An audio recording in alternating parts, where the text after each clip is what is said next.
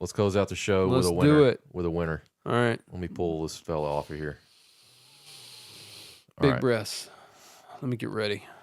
It is Pruitt stew time. Right on. We're going to close the show with a Pruitt stew for you. Mm-hmm.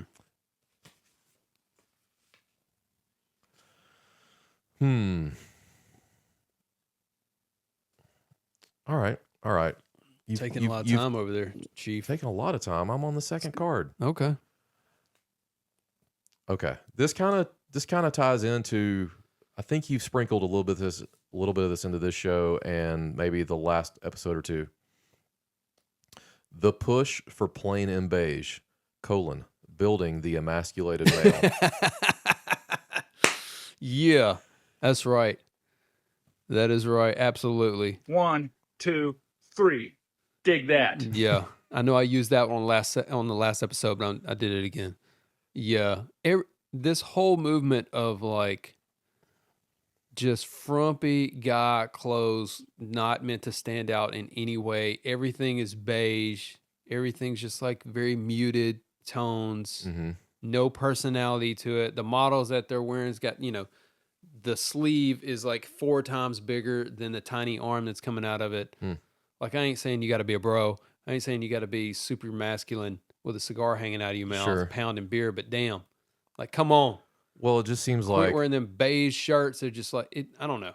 everything on the rack I see at the mall is khaki. It's like that model we just saw. He had a khaki jacket on in the middle of the desert. Yeah, exactly. I mean, or it's over the top like Chubby's, where everything Chubby's makes is like, of course they're a guy's swimsuit and beach clothes, but it's like over the top patterns. It's meant to be, oh, look how stupid this design is. I got to have these shorts. It's a shark eating a tiger, something. So stupid. you're saying like the goofier the pattern, that plays into the emasculation of a male? No, what I'm saying is it's either one or the other. It's like either so over the top now with patterns, or it's like a lot of it's just very just beige. But in that case, in my comment, I was seeing a lot of these companies that's all it was. It's just like beige shorts paired with a beige t-shirt that they're selling for $45. Yeah. Like, who wants to wear that? Who wants to put that on and go, damn, I look good in this pinkish brown, now I'm going to go running in my pinkish brown, bleh. I think not only shorts and shirt. I was kind of struck when you first mentioned that comment to me about the emasculation of males. I was like, okay, yeah, I can see where he's coming from. But what I would also work in there is the juvenility of a lot of. I'm not even trying to be funny. Like how juvenility. Like we're making clothes really small. Yes, they're smaller than they should be. Okay. So the pant cuff is coming up too high. The sleeve cuff is coming up too high on the arm. Fuckers wearing newsboy caps.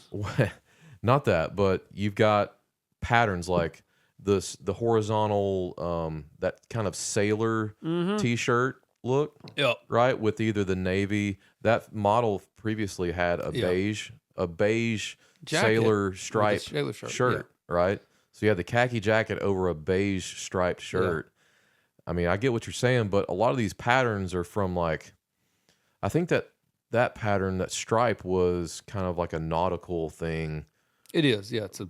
But it was nautical on like younger people, maybe. Yeah. And so at least that's what I've seen in like cartoons, Yeah. That's what I'm reminded of was like, old school Looney Tunes stuff where like Popeye would wear a striped shirt like that, and things of that nature. And then the patterns that you're talking about where it's some outlandish, I don't know, baby gorilla, riding a shark. I don't know. Yeah. Or pizza slices. Look at that. I've got this shirt. It's all pizza slices. We've got wild socks with and stores for nothing but socks where it's everything from purple bananas, and it's supposed to be, look how funny this is that I'm wearing. Yeah. It's like, all right. So again, like the juvenility of it. Yeah. Like I don't.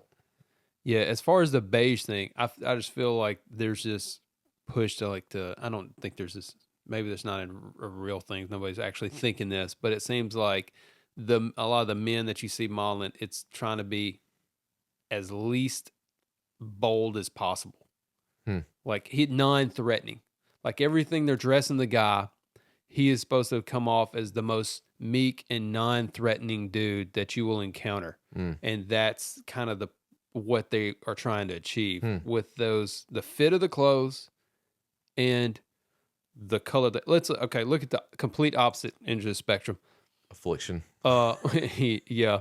Take Ed Hardy. Take Arnold Schwarzenegger wearing his red polo. I'm gonna pull it up, but like let's say the movie Predator.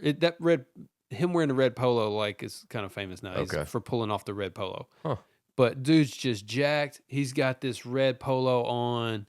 He's got the cigar hanging out. He's got the U.S. Navy cap on or whatever it is, and bright red, like in your face.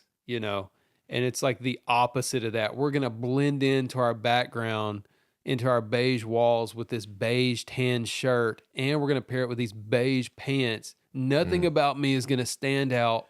Do you think it's a reaction to how aggressive clothing and appearances have been on the other end of the spectrum? Maybe. Like, we had a long period of time where it was somewhat, I wouldn't say chic, but it was very mainstream and popular to be, showing off your guns and, having your T-shirt cinched over your bicep to where, a lot of people were wearing T-shirts that were way too small to look too fit. And it's the complete antithesis, is that the word, of the bro scene. Where guys for no reason are wearing shirts in the gym like 3 sizes too small. Yeah. It's the complete opposite. It's the pendulum has swung too far. And we had that whole aggressive clothing movement with, all that whole SoCal, I guess is where it came from, like with aviators and Ed Hardy jeans and T-shirts and Affliction jeans and shirts and all the whole Nickelback listening dudes and just like spiky hair and way too much gel and too much tan. I think there's guys that don't want to be associated in any way with they don't want to be toxic masculinity because now there's that tag out there that's floating around, and goddamn, somebody says something, it calls you that, like, oh my, I've just been canceled. They told me I was toxic masculinity. So I think there are buyers out there who are very aware of that and try to be as far away from that as possible. And so they just end up looking this way. And it's like, no, dude, carry yourself. Get some clothes that fit. Get some personality in your outfit. I like the way like my shirts fit around my arms. I like the way it fits around my shoulders. Like, you just feel like you got more presence. You feel like your clothes fit better. Like, and especially, with the clothes you and I pick out, we like to pick out things that we like. We like patterns. We like things that we, kind of identify, not our person that represent our personality, but we like bold choices sometimes. Like, but just like to spend this much on a beige, pinkish brown nastiness is like, come on, dude. It just saps this guy's no personality at all. May be the complete opposite, but that's not what your clothes are telling him. Yeah, khaki, I think, is probably the biggest thing that stands out about the whole stew to me. Is just too much khaki. Yeah. Yeah. I mean, we can talk on... I mean, we've already covered some... I think in the vest episode where there was some dudes that like they were putting them in these frumpy vests that weren't form fitting at all. It's like, oh, you're like, they're even the way they're standing, they're trying to be as meek as possible. So then when you pair that with the khaki color patterns, it just accentuates it even more. It's like, oh man, there's really zero personality to you. Stand up straight, put on a dope shirt, man. Come on.